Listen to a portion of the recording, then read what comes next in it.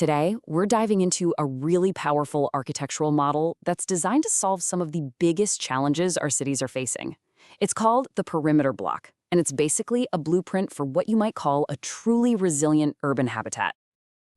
So often the conversation around city development gets stuck on this one question. It always feels like this big trade-off, right?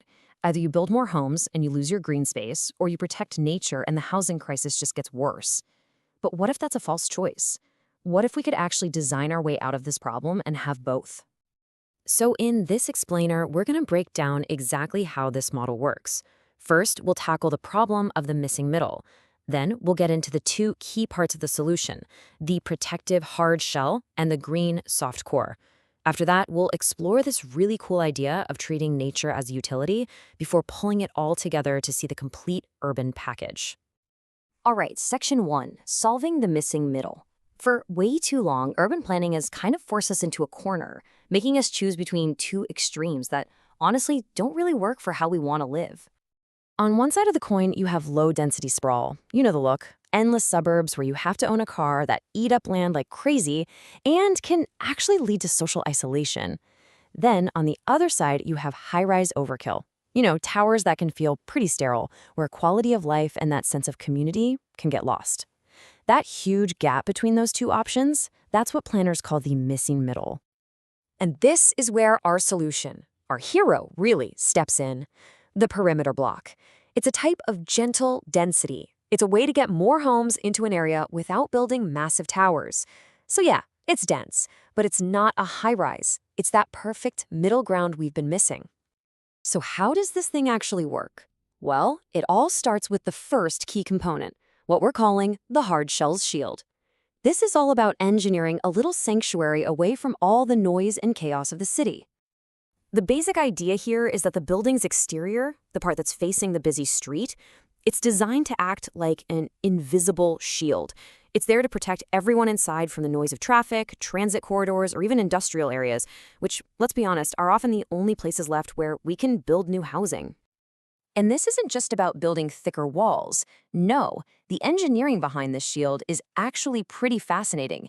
It's a whole technical toolkit. We're talking high-spec acoustic glazing to block out sound, plus mechanical ventilation systems so you can get fresh air without having to open a window to all that street noise. The whole front of the building is constructed to meet a specific noise rating. Okay, so you're probably wondering who pays for all this high-tech gear? And that is where this brilliant legal rule called the newcomer principle comes in. The idea is really simple. The newcomer, in this case the developer building the housing, is responsible for covering all those mitigation costs. This is amazing because it protects our vital economic engines, like ports and transit lines, from getting shut down by noise complaints, letting them run 24/7. It just creates certainty for everybody. Okay, so if the outside is this tough protective shell, what's happening on the inside? Let's flip the script and turn to the softcore sanctuary.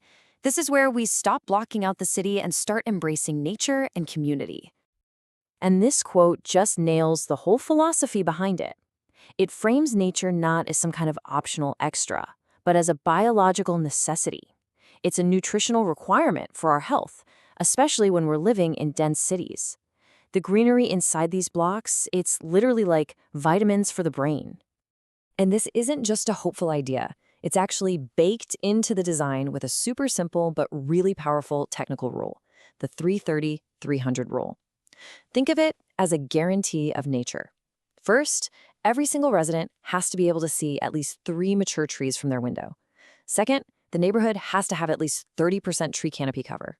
And third, everyone has to be within a 300-meter walk of a good quality park or green space.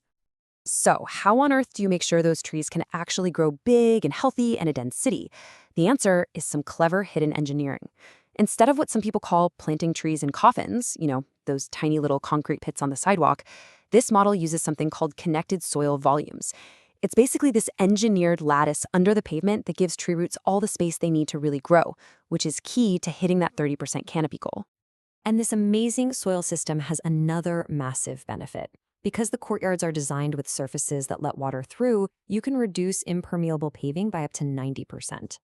So the entire soft core starts to act like a giant biophilic sponge, soaking up stormwater naturally and taking a huge load off the city's aging pipe system. This all leads us to a really huge shift in thinking. What if we started framing nature as a utility? We're not just talking about wellness anymore. We're talking about a seriously powerful financial case for green infrastructure.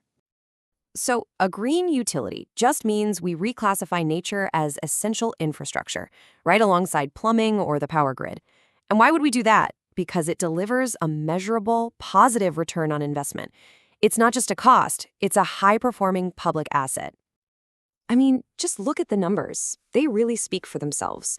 Compared to old-school gray infrastructure, these sponge layouts save you 50% on the upfront cost of pipes and pumps. And think about it. Concrete and pipes are a depreciating liability. Trees, they're appreciating assets that deliver a 1 to 3 financial return. But the social return, that's the real game changer. Get this, a 1 to 18 social return on investment. For every single dollar you invest in this green utility, society gets $18 back in benefits from things like improved health and more active lifestyles. That is an absolutely incredible return. It just shows what a smart investment this really is. So let's bring it all together in our final section, the complete urban package. This is where we see that hard shell and soft core merge into one single high-performance system. When you do this, the perimeter block truly becomes a resilient habitat. It finally solves that conflict between density and livability. It helps create what are called complete neighborhoods that can support all kinds of people and allow them to age in place. It delivers obvious health benefits, and on top of all that, it creates a city that's stronger, both financially and environmentally. It's the whole package. So I'll leave you with this question. Just for a second, think about your own street, your own neighborhood. What would it feel like, and how different would it function if it were designed not just as a bunch of buildings, but as a truly resilient habitat?